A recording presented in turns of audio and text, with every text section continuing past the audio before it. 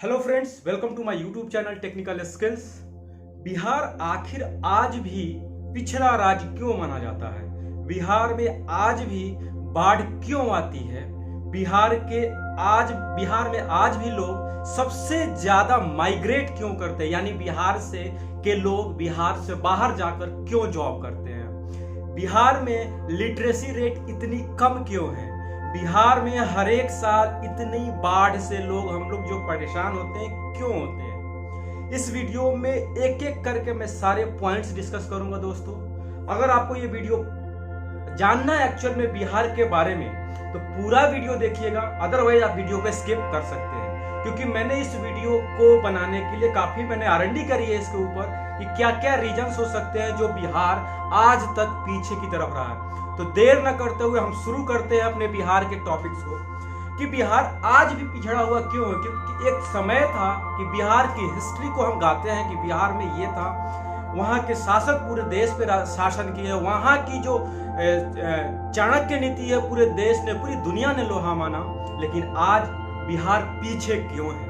तो सबसे पहले हम एक एक करके बात। सबसे इंटरेस्टिंग फैक्ट जो है बिहार का कि पर कैपिटा इनकम आज के डेट में जो बिहार की है वो 31,000 ईयरली है, यानी एक व्यक्ति की पर इनकम आय एवरेज इनकम जो है वो 31,000 है, वो अन्य राज्यों से कई गुना कम है। इसके पीछे रीजन क्या है? इसके पीछे बहुत सारे रीजन है, किसी एक रीजन को हम पॉइंट आउट नहीं करेंगे, यहाँ सारे पॉइंट्स के ऊपर पॉइंट आउट करेंगे। तो सबसे पहला जो चीज है, बिहार की जो जियोग्राफिकल लोकेशन है, जो बिहार का जो मैप अगर आप उठाकर देखेंगे तो बिहार की जो जियोग्राफिकल लोकेशन है वहां पे देखेंगे कि चारों तरफ से बिहार लैंडलॉक है। लैंडलॉक का मतलब उसको कहीं से कोई इंटरनेशनल एक्सपोजर नहीं मिल रहा है। नेपाल है, नेपाल हमारे लिए इंटरनेशनल सीमा में आता है, लेकिन उससे कोई एक्सपोजर हमें नहीं मिलता। हमारे आसपास में कोई बंदरगाह नहीं है जिससे कि इंटरनेशनल लोकेशन के थ्रू हम एक्सपोर्ट और इंपोर्ट कर सकें। चारों तरफ से घिरा हुआ है। सबसे बड़ा डिसएडवांटेज तो ये है जिसके कारण कोई ग्लोबल एक्सेस नहीं है, कोई ट्रांसपोर्टेशन नहीं है। दूसरी सबसे बड़ी प्रॉब्लम जो है वो मेजर इंडस्ट्री। हमारे यहाँ इंडस्ट्री ही नहीं है। क्या रीजन हो सकते हैं कि हमारे यहाँ इंडस्ट्री नहीं है? बिहार में इंडस्ट्री क्यों नहीं है? एक पॉलिसी आई थी 1953 के आसपास, एक पॉलिसी आई थी फ्रेट इक्वलाइजेशन पॉलिसी। आपको पता है जब बिहार झारखंड से अलग नहीं था तो बिहार में खाद्यान्न माइनिंग्स भरे हुए थे, वहां के रॉ मटेरियल्स पूरे देश में एक्सपोर्ट होते थे। उस समय 1950 के अराउंड एक फ्रेट इक्वलाइजेशन पॉलिसी आई जिसमें बाहर के राज्यों को, ये किसी और ने नहीं किया, गवर्नमेंट ऑफ इंडिया ने किया था। इसने पॉलिसी लाई थी कि आप बाहर के जो रॉ मटेरियल्स है, जो बिहार के जो रॉ मटेरियल्स है वो आप बाहर ले जा सकते हैं, उसके लिए आपको सब्सिडी प्रोवाइड की जाएगी। यानी कि गवर्नमेंट का इंटेंशन यही था कि आप बिहार में इंडस्ट्री लगाने के लिए आप मजबूर नहीं है। आप इंडस्ट्री ना भी लगाएं तो यहाँ के जो प्रोडक्ट्स हैं, जो रॉ मटेरियल्स हैं, माइनिंग्स हैं, अब्रख जो थे, वो आप बाहर की तरफ ले जा सके। तो जो इंडस्ट्रियलिस्ट थे, जो इंडस्ट्री के लोग थे, जो बिजनेसमैन थे, उन्होंने क्या किया, उस सब्सिडी जो उनको मिला वो पेमेंट उसने गवर्नमेंट को किया। बाकी के रॉ मटेरियल्स बिहार से बाहर की तरफ ले गए, अपने स्टेट में ले गए। वहां ले जाने के बाद उसको उन्होंने तैयार किया, प्रोडक्ट तैयार किया और फिर उसे बेचा, और हम लोग उसी प्रोडक्ट को महंगे दामों पे खरीदे।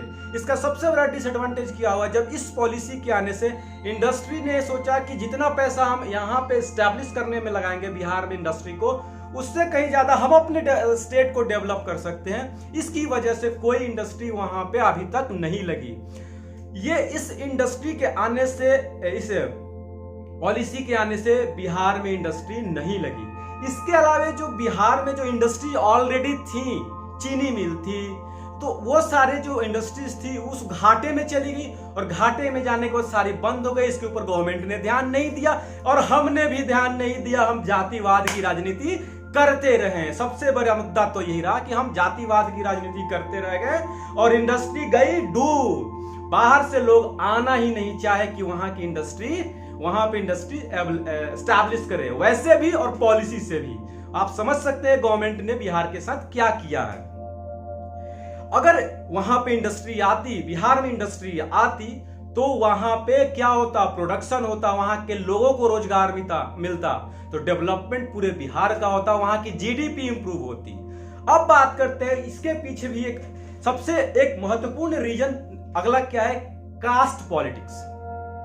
एक समय था बिहार में कि बिहार के में बड़े जाति का बड़ा दबदबा था, आज भी है, बिहार में जातियों का दबदबा रहा है, कास्ट पॉलिटिक्स ज्यादा रहा है। तो एक सर्टेन टाइम तक क्या हुआ, जो छोटे लोग थे, जो छोटी जातियों के लोग थे, उन्होंने एक दूसरे को इकट्ठा किया और इकट्ठा करने के बाद अपने आप को सशक्त किया। हालांकि यह पॉलिटिक्स कुछ हद तक सही रही, ताकि आप पैरेलली बड़े कास्ट के बीच और छोटे कास्ट के बीच जो गहरी खाई थी वो कम हुई। लेकिन 1991 के बाद जो ये कास्ट पॉलिटिक्स चलती रही, उससे क्या हुआ कि लोगों ने इसका फायदा उठाया, लोगों यानी नेताओं ने गलत इसका फायदा उठाया, और उस गलत फायदा उन्होंने कास्ट पॉलिटिक्स को ही ज्यादा इंप्रूव, उन्होंने डेवलपमेंट पॉलिटिक्स के ऊपर फोकस ही नहीं किया।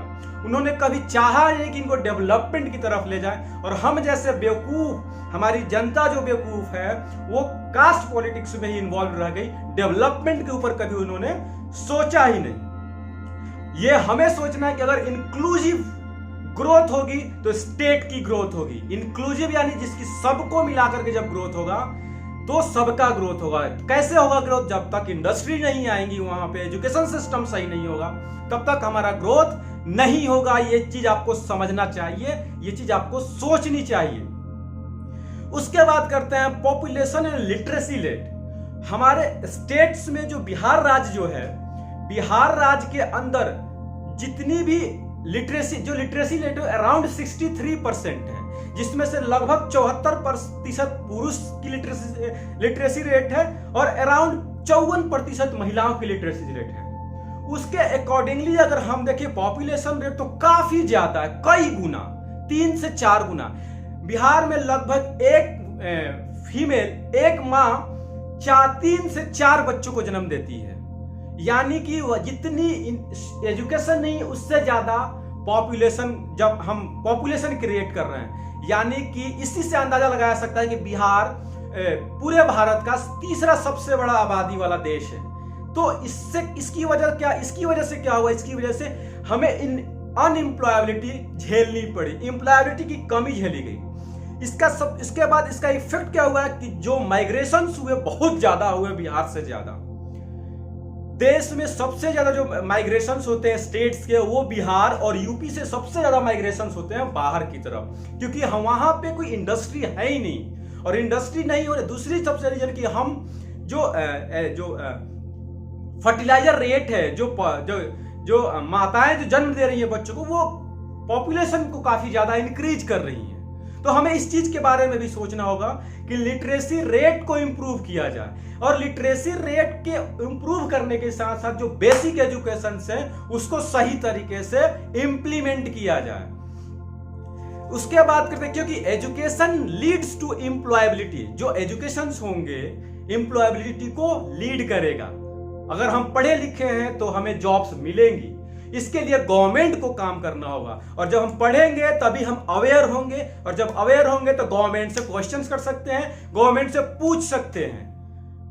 इसके बाद जो बात करें, एक एग्जांपल देता हूं, 1980 के अराउंड जो पंजाब की जो स्थिति थी और बिहार की जो स्थिति थी, काफी डिफरेंस थी। पंजाब बिहार से कई गुना पीछे था, आज के डेट में पंजाब कई गुना आगे। इसके पीछे क्या रीजन है, एग्रीकल्चर। एक ध्यान से समझिएगा, बिहार की जो सबसे बड़ा जो एसेट है वो वहां की भूमि है।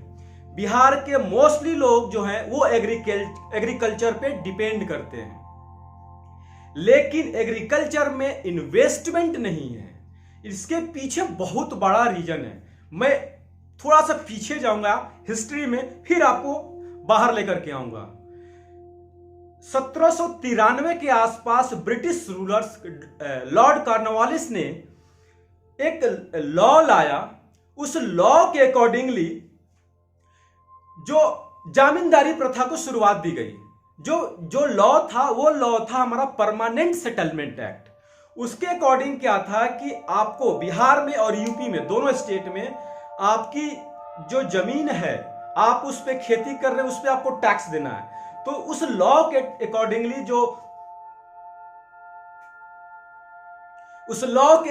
जो नियम बनाए गए कि आपके यहाँ आपकी खेती सही, उपज सही हो या ना हो।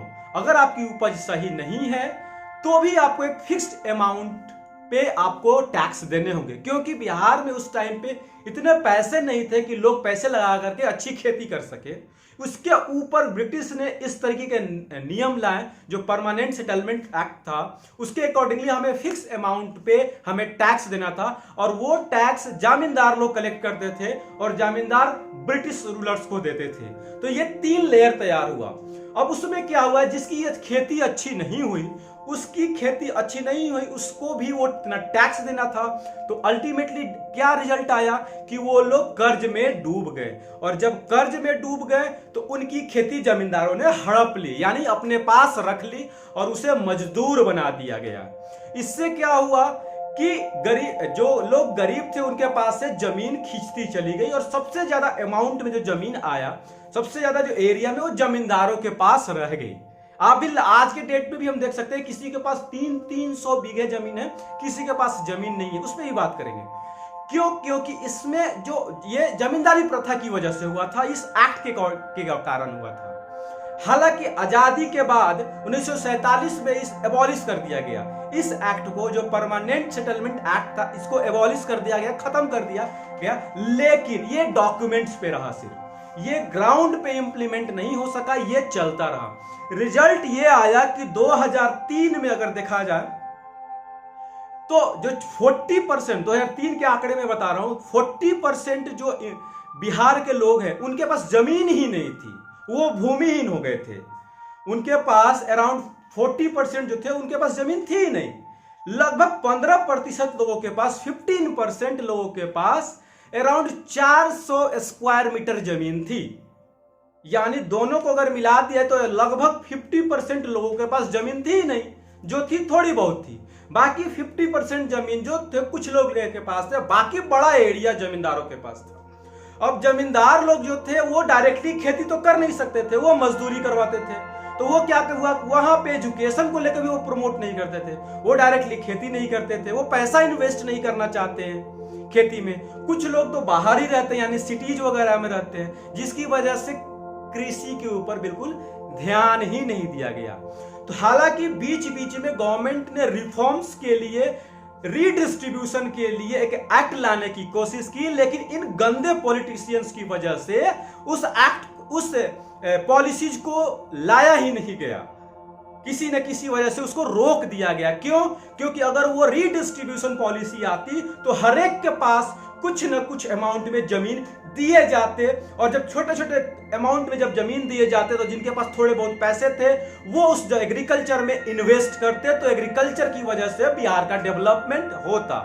और इतनी ज्यादा खेती नहीं होती कि वो गवर्नमेंट के पास जा सके, ट्रांसपोर्टेशन कॉस्ट उतनी ज्यादा हो जाती है। इस एग्रीकल्चर के ये पहला अध्याय था। दूसरा अध्याय क्या है कि गवर्नमेंट ने एग्रीकल्चर इंफ्रा के ऊपर ध्यान ही नहीं दिया, क्योंकि सिंचाई कैसी होनी चाहिए, खेती कैसी होनी चाहिए, प्रॉपर बिजली का अरेंजमेंट वहां पे कैसे होना चाहिए, इन सभी चीजों के ऊपर उन्होंने ध्यान ही नहीं दिया। और यही रीजन है कि आज के डेट में जो बिहार का टोटल जो एरिया है उसका मात्र 50% ही हम एग्रीकल्चर के ऊपर यूज कर रहे हैं, बाकी के जमीन ऐसे ही पड़े हुए वेस्ट जा रहे हैं, उसका कोई मीनिंग नहीं। अगर वही हम डेवलप्ड स्टेट की बात करें, गुजरात की बात करें, पंजाब की बात करें, तो वो लगभग अपने जमीन का 90% जो जमीन है उनकी खेती के लिए, उसका लगभग 90% वो एग्रीकल्चर में यूज कर रहे हैं। तो वहां डेवलपमेंट क्यों नहीं होगा?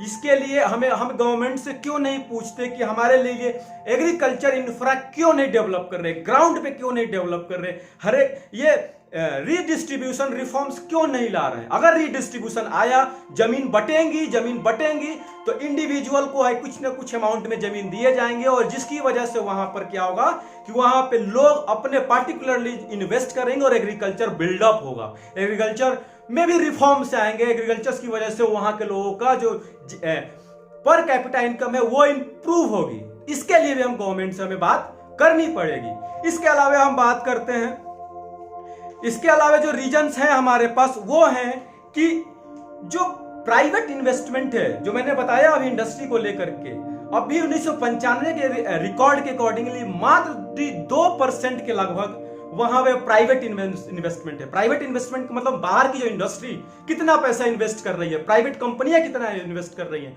वहीं जो डेवलप्ड स्टेट्स हैं, जो अच्छे स्टेट्स हैं जो माने जाते हैं, जो गुजरात, महाराष्ट्र, वहां पे जो इन्वेस्टमेंट है वो अराउंड 20% इन्वेस्टमेंट है, प्राइवेट इन्वेस्टमेंट। आप समझ सकते हैं 20% इन्वेस्टमेंट का मतलब कि वहां का जीडीपी को ग्रो करने में, वहां के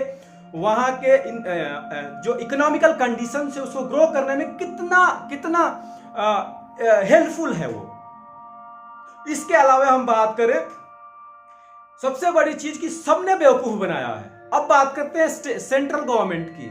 सेंट्रल गवर्नमेंट को चाहिए था कि बिहार और दूसरा यूपी, इन दोनों को स्पेशल फंड हमेशा प्रोवाइड करें। स्पेशल इन्होंने कभी फंड ही नहीं दिया। उस फंड की वजह से ना ही कोई किसी भी तरीके का कोई इन्वेस्टमेंट ही नहीं है, ना ही एजुकेशन में हुआ, ना एग्रीकल्चर में हुआ और ना ही इंडस्ट्रियल सेक्टर में हुआ। अगर government of India, central government अगर फंड देती तो इस पे भी डेवलपमेंट होने का चांस इसमें भी होता। तो इस पे सेंट्रल गवर्नमेंट ने भी ध्यान नहीं दिया कि बिहार को, इस पिछड़े स्टेट्स को कैसे डेवलप किया जाए।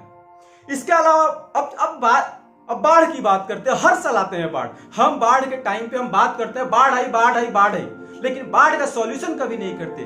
कोसी नदी की वजह से हमेशा बाढ़ आती है। नेपाल की भी इसमें कोई गलती नहीं है। अगर हम बात करें जो कोसी नदी पे जो बांध बना हुआ है वो 1962 में बन के तैयार हुआ था, 62 से ऑपरेशनल हुआ था, तो वो उस कंडीशन के अकॉर्डिंगली थी। आज अगर उस बांध के ऊपर अगर बनाया जाए, कोई मॉडर्न तकनीक यूज किया जाए, टेक्नोलॉजी यूज करके, कोई हाई टेक्नोलॉजी को यूज करके बांध तैयार किया जाए, तो ये प्रॉब्लम्स हमारे बिहार स्टेट्स में कभी नहीं आएंगी। इस पे सेंट्रल गवर्नमेंट और स्टेट गवर्नमेंट क्यों नहीं काम कर रही है, इसका भी रीजन मैं आपको बताता हूं। ये जो नदियों की जो पॉलिसीज हैं, ये स्टेट गवर्नमेंट यानी इसे राज्य सूची में लाया गया है, न कि केंद्र सूची में। 3 तरीके की सूची होती है जिसे डिस्ट्रीब्यूट किया गया राज्य और स्टेट के बीच, संघ सूची, राज्य सूची और समवर्ती सूची। तो इसको इन्होंने क्या किया है, राज्य सूची में डाल दिया है। राज्य स्टेट को अपने पॉलिटिक्स पे ही फोकस करना है, इनको डेवलपमेंट पे फोकस नहीं करना है। यानी कि अगर इसे संघ सूची में बना दिया जाए तो इस पे दोनों अपने नियम को इंप्लीमेंट कर सकते हैं। तो स्टेट्स अपना पल्ला झाड़ता है, सेंट्रल अपना पल्ला झाड़ता है कि ये राज्य की स्थिति है और राज्य, इसे तो नेशनल डिजास्टर घोषित करनी चाहिए। इसे जितने भी बाढ़ आते हैं इसे नेशनल डिजास्टर घोषित करना चाहिए, लेकिन ऐसा होता नहीं है। क्यों? क्योंकि सेंट्रल बोलती है कि स्टेट का मैटर, स्टेट बोलता है कि हमारे पास फंड नहीं है और सेंट्रल फंड देना नहीं चाहती है। तो इससे समवर्ती सूची में लाना चाहिए, दोनों को नियम बनाना चाहिए, और ऐसे केस में जो कॉन्फ्लिक्ट्स आएंगे तो सेंट्रल गवर्नमेंट उस पर फिर एक्शन ले सकती है। तो इसका सॉल्यूशन यही है कि इसे समवर्ती सूची में लाया जाए और सेंट्रल और स्टेट गवर्नमेंट नेपाल के साथ बैठ करके वहां पे इसका समाधान निकाले। ये कब तक बाढ़ का कंडीशन चलता रहा, कब तक बाढ़ से हम परेशान रहेंगे। तो ये सारे रीजंस थे दोस्तों।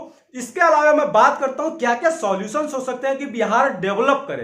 तो सबसे पहला जो बात करेंगे सॉल्यूशंस के ऊपर कि लैंड सिक्योरिटी इंप्रूव करें, जिससे कि लोग थ्रू लैंड डिस्ट्रीब्यूशन, जो मैंने बात किया रिफॉर्म्स जो आने चाहिए, लैंड सिक्योरिटी, आप गवर्नमेंट ऑफ बिहार को लैंड सिक्योरिटी इंप्लीमेंट करना चाहिए, एश्योर करना चाहिए, ताकि एग्रीकल्चर इन्वेस्टमेंट बढ़े। इसके अलावा बात करते हैं कि जो ग्रेटर सपोर्ट जो होना चाहिए हमें सेंट्रल गवर्नमेंट को देना चाहिए। हम लोग, हालांकि स्टेट गवर्नमेंट कई बार से बात कर रही है कि आप इन्हें विशेष राज्य का दर्जा दें, आप दे क्यों नहीं रही है, क्या समस्याएं हैं? आप देख रहे बिहार पीछे ही होता चला जा रहा है। आप इसे विशेष राज्य का दर्जा दें और उससे फंड दें और उसे इंप्लीमेंट करने को बोले, उसकी मॉनिटरिंग प्रॉपर तरीके से करें ग्राउंड पे कि क्या इंप्लीमेंट किया जा रहा है। सबसे बड़ी गलती बिहार स्टेट की यह है कि जितने भी फंड्स आते हैं उसका 50% भी ये यूटिलाइज नहीं कर पाते। बाकी फंड जाती कहां है, आखिर खा जाते हैं क्या? इसके अलावा हम बात करें कि स्टेट गवर्नमेंट को चाहिए कि इसको इंडस्ट्रियल फैमिलियर स्टेट बनाए, यानी कि वो बाढ़ की समस्या खत्म करे, वहां पे इंडस्ट्रियल फैमिलियर स्टेट्स बनाए, ताकि इंडस्ट्री वाले लोग बिना हिचक के स्टेट में इन्वेस्टमेंट करें, उनको बुलाएं, विजिट कराएं, मीटिंग कराएं, जो करना है करो, लेकिन जब दूसरे राज्य में इन्वेस्टमेंट हो सकते हैं इंडस्ट्री को लेकर के, तो बिहार में क्यों नहीं हो सकते? ये हमें सोचना पड़ेगा, इसके लिए आवाज उठानी पड़ेगी, इसके लिए आपको सरकार से सवाल पूछना पड़ेगा।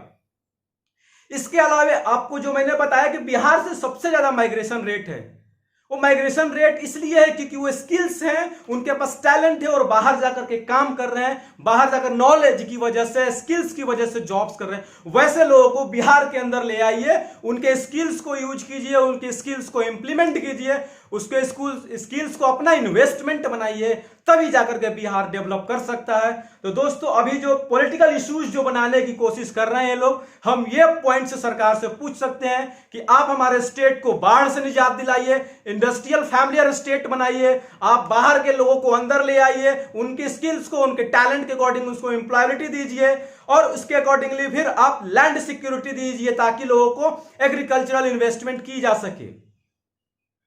दोस्तों, अगर ये वीडियो पसंद आया हो तो इसे जरूर शेयर करें, एक एक लोगों के बीच पहुंचाएं। कास्ट पॉलिटिक्स में बिलीव ना करें। यूथ लोगों से मैं स्पेशली रिक्वेस्ट करूंगा, कास्ट पॉलिटिक्स में बिलीव ना करें, क्योंकि आने वाले टाइम में हम और आप कहां होंगे ये आपका अंदाजा भी नहीं है। ये बेवकूफ बनाते रहेंगे पॉलिटिशियंस हमें। पॉइंट पे बात कीजिए, एजेंडे पे बात कीजिए, एजेंडे पे वोटिंग कीजिए, और एजेंडे पे जो गवर्नमेंट, जो पॉलिटिकल पार्टी जिस एजेंडे पे, जो मैंने बताया, जो सॉल्यूशन बताया, इस एजेंडे पर अगर कोई पॉलिटिकल पार्टी खड़ी उतरती है, बात करती है इस एजेंडे पे, उसे हम वोटिंग करेंगे। अगर नहीं करेंगे तो हर एक 5 साल के बाद उसे रिटर्न कीजिए, उसे वापस कीजिए, सरकार से बाहर कीजिए। जय हिंद दोस्तों। अगर ये वीडियो पसंद आए तो शेयर करें, लोगों तक पहुंचाएं, और मेरे चैनल को सब्सक्राइब जरूर करें। मैं ऐसे वीडियोज, ऐसे रिसर्च करके मैं आपके लिए लाता रहूंगा और अपनी आवाज बुलंद करता रहूंगा, ताकि मैं हर एक लोगों को एक्चुअल फैक्ट्स के साथ आपके सामने ला सकूं। जय हिंद, जय भारत।